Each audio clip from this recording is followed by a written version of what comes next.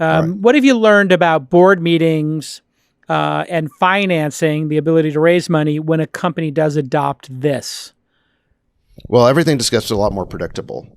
I mean, that's really what you want, is to have, more predictability. And, you want your board to weigh in when the numbers are fresh, right? So, if you don't do your board meeting, if you do your board meetings in, say, month 2 or 3 of the quarter, then either you're further away from the last, from the last fresh data. So you're 2 or 3 months away. So the data you have isn't as fresh, or, or it's rough estimates. Or it's rough estimates. You're dealing with, say, a half-baked quarter. Right. And so then you get the excuses. Maybe Right. it's actually, we always do better towards the last 6 weeks. Anything can change, or we're off to a strong start, but I don't know if it's going to keep up. Right. It just becomes this sort of circular madness. Right.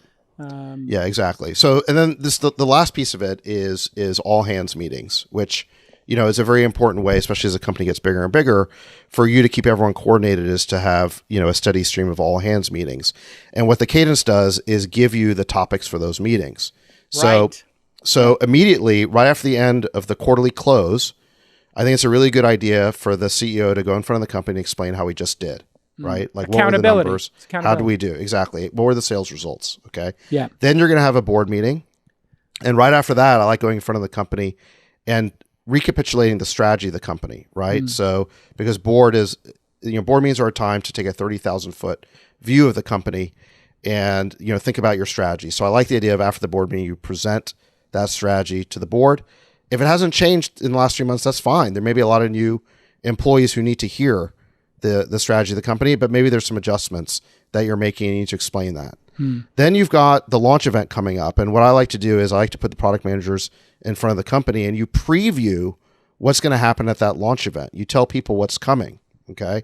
And then after the launch event, you do a big company-wide debrief. How did it go? What was the reaction? The marketing department might show press highlights. But you basically do a big debrief and you feed those insights back into the company. And should all hands be monthly, weekly, or every 2 weeks? Because I, in the early days of Google, they were doing weekly, I think. Facebook, I think, was doing it twice a month. Is there some cadence to that you buy into, or is it just the stylistic preference of the founder?